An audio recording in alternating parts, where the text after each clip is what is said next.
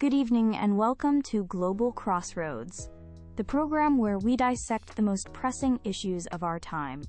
Tonight, we delve into a question that touches nations across the globe. Should compulsory military service be abolished? This practice, often known as conscription, sits at a complex intersection of national security, cherished traditions, individual liberty, and evolving modern ethics. It forces us to ask fundamental questions about the relationship between the state and the citizen. To help us navigate this contentious topic, we have two distinguished guests with us. First, Mr. Ben Carter, a renowned human rights advocate and author of the book, The Chosen Path: Liberty in the 21st Century. He argues passionately for the abolition of conscription. And offering a contrasting perspective, we have General Eva Rostova, a highly respected retired military strategist with 3 decades of service, who will defend the continuing necessity of conscription for national stability. Our debate will proceed with opening statements from each guest, followed by a moderated discussion where I will pose questions, and we will conclude with their closing remarks. Welcome to you both. Thank you, Dr. Sharma. It's a privilege to be here. Let me be direct. Compulsory military service is an archaic practice that has no place in a modern, free society. At its very core, conscription is a profound violation of individual liberty. It is the state declaring ownership over a young person's life for a significant period, dictating their path, and denying them the fundamental right to choose. We must call it what it is: a form of forced labor, sanctioned by the state, which stands in direct opposition to the democratic values we claim to uphold. Beyond the ethical argument, conscription is economically inefficient. Consider the immense disruption it causes. It pulls young people out of higher education or the early stages of their careers, interrupting their development and delaying their contribution to the economy. The cost of training, housing, and equipping thousands of individuals who have no desire to be in the military is astronomical. This is money that could be far more effectively invested in other public services, or in creating a smaller, more agile professional force. A volunteer army is composed of individuals who have chosen to be there. They are motivated, committed, and see it as a career. This results in a higher quality, more professional, and ultimately more effective military. Furthermore, the very nature of warfare has transformed. Modern conflicts are not primarily won by sheer numbers of ground troops. They are dominated by technology, intelligence, cyber warfare, and highly specialized skills. Operating a sophisticated drone, analyzing complex satellite imagery, or defending against a cyber attack requires extensive, specialized training, not the generalized skills taught to a conscript army.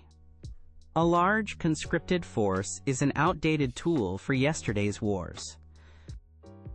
In conclusion, abolishing conscription is not about weakening our nations, it is about strengthening them. It is a necessary step towards a more progressive, efficient, and rights-respecting society, where service is an honored choice, not a state-imposed command. Thank you, Dr. Sharma. Mr. Carter presents a viewpoint that is popular in peacetime, but it overlooks the harsh realities of national security. A nation's first and most sacred duty is to protect its borders and its people. While a professional army is indeed highly skilled, it is often limited in size by budget and recruitment. This can leave a nation dangerously vulnerable. Conscription provides a vast, trained reserve force. This critical mass is not just for fighting. Its very existence serves as a powerful deterrent to potential aggressors. An adversary is far less likely to challenge a nation that can mobilize hundreds of thousands of trained citizens at a moment's notice. But the benefits of conscription extend far beyond the battlefield. It is a powerful engine for social cohesion. In our increasingly stratified societies, the military is one of the few places where a banker's son stands shoulder to shoulder with a farmer's daughter. They learn to rely on each other, irrespective of their wealth, education, or background. This shared experience forges a profound sense of national unity and civic duty. It teaches discipline, resilience, and the importance of putting the collective good before individual desire, virtues that are essential for a healthy society. Moreover, let's not dismiss the skills imparted. Military service provides young people with unparalleled leadership training, technical skills, and the ability to work as a team under pressure. These are not just military skills, they are life skills that make them better employees, citizens, and leaders in their civilian lives. So while Mr. Carter sees a violation of liberty, I see the fulfillment of a citizen's duty. Conscription is not a burden. It is a necessary and noble investment in a nation's security, its unity, and the character of its people. Thank you both for those compelling opening statements. You've clearly defined the core of our debate. Ben, I'd like to start with you. General Rostova has raised a critical point about national security and deterrence. She argues that for nations facing real, tangible threats, a professional army, however advanced, may simply not be enough to guarantee sovereignty against a large-scale attack. How do you reassure a nation with volatile borders that abolishing conscription won't be interpreted as a sign of weakness, inviting aggression? Is a volunteer force truly a sufficient deterrent? That's a fair and critical question, Dr. Sharma. The perception of security is as important as the reality. However, I believe the argument for mass over class is becoming increasingly obsolete. Modern security architecture is not just about the number of soldiers. It's a complex system involving technological superiority, robust intelligence networks, rapid deployment capabilities, and, crucially, strong international alliances. A smaller, professional force, equipped with state-of-the-art technology, be it advanced fighter jets, missile defense systems, or cyber capabilities, is a far more potent and agile deterrent than a large, less motivated conscript army with older equipment. The vast sums of money saved by ending inefficient conscription programs can be directly reinvested into this technological edge. A soldier with superior information and superior tools is worth more than 10, who are poorly equipped and there against their will. Furthermore, strong alliances, like NATO for example, are built on the principle of collective defense. In this interconnected world, a nation's security is multiplied by its partnerships. This, combined with a technologically advanced professional military, provides a much more credible and modern form of deterrence. Thank you, Ben. General Rostov, I'll turn to you. Ben's foundational argument, and indeed the central theme of his work, is individual liberty. He frames conscription as forced labor.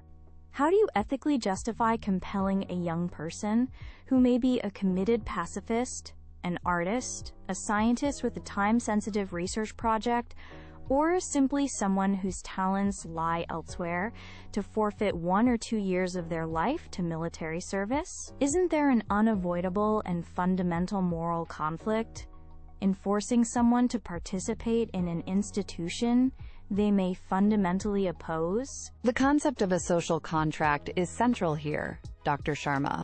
The freedoms we all enjoy, the freedom to be an artist, a scientist, or even a pacifist, do not exist in a vacuum. They are protected by the security of the state. Citizenship is a two-way street. It confers rights, but it also demands responsibilities. The duty to contribute to the nation's defense is one of the most fundamental of those responsibilities. It is a price we pay for the liberty we cherish. It's also important to note that many modern conscription systems are not as rigid as they are often portrayed. Most progressive systems offer alternatives for conscientious objectors. These individuals can serve their country in non-combatant roles or through civilian service in hospitals, social care, or environmental protection. This allows them to fulfill their civic duty in a manner that aligns with their conscience, balancing individual belief with the collective need. This approach also prevents a dangerous societal divide. When only a small fraction of the population serves in the military, it creates a, quote, warrior class that is increasingly disconnected from the society it protects. A citizen army, where everyone has a stake, ensures that the decision to go to war is a matter for the entire nation, not just a professional elite. A fascinating point about the warrior class. Then a quick final point on this before we move to closing statements. The general argues that a society loses a sense of shared purpose and national unity when military service is outsourced to a small group of professionals. How do you respond to the idea that conscription, for all its faults, is a unique melting pot that forges a common identity? I believe that national unity, built on coercion, is a fragile unity. True social cohesion comes from shared values and voluntary participation, not from a shared obligation to carry a rifle. There are countless other ways to foster a sense of shared purpose. We can create national civilian service programs focused on community building, environmental conservation, or disaster relief.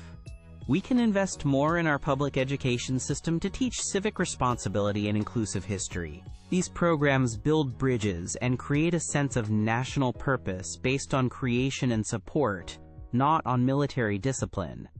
Forcing unity through conscription is a shortcut that ultimately undermines the very freedom it purports to defend. If I may, Dr. Sharma, while those initiatives are admirable, they are not a substitute. They do not replicate the unique, high-stakes environment of military service. In the military, you learn to trust the person next to you with your life. That bond, forged under pressure, is unparalleled in its intensity and its ability to erase social divisions. It demonstrates a level of commitment to one's country and fellow citizens that simply cannot be matched by voluntary weekend projects. In these final moments, let us be clear about what is at stake. The world remains an unpredictable and often dangerous place. Abolishing conscription is a gamble with a nation's security. It risks trading a large, resilient defense force for a smaller one that may be insufficient in a true crisis. We have discussed the vital role of conscription in providing a credible deterrent and a reserve of trained personnel. We have touched upon its power to unify a nation, bringing citizens from all walks of life together in common cause. And we have highlighted the invaluable skills, discipline, leadership, teamwork that it instills in our youth, benefiting our entire society. To dismantle this system is to risk creating a nation that is not only more vulnerable to external threats, but also more fragmented internally, with a populace that is disconnected from the realities of its own defense. Service is not a punishment. It is an expression of duty, of honor, and of the collective responsibility we all share to protect the home we love. It is a legacy we should uphold, not discard. Throughout this debate, I have argued that compulsory military service is an institution whose time has passed. It is fundamentally incompatible with our modern understanding of individual rights. It is economically unsound, diverting vast resources and human potential away from more productive endeavors. And it is militarily inefficient, preparing soldiers for the wars of the past, not the complex technological challenges of the future. The path to genuine security in the 21st century is not through coercion, it is through choice, professionalism, and strategic investment in technology and alliances. A volunteer military is a force of dedicated professionals who have chosen their path. They are more motivated, better trained, and more effective. This is where our focus should be. Let us envision a future where individuals are free to serve their countries in a multitude of ways, as teachers, doctors, engineers, and yes, as soldiers, if they so choose. Let us build our defense on a foundation of respect for individual liberty, creating a military that is not only strong, but also a true reflection of the free society it is sworn to protect. And with that, we must conclude our debate. My sincere thanks to both General Eva Rostova and Ben Carter for sharing their powerful and insightful perspectives on this deeply important issue. You have laid bare the fundamental tension between our collective need for security and our commitment to individual freedom. We leave it to you, our audience, to reflect on these arguments. Thank you for joining us on Global Crossroads. Good night.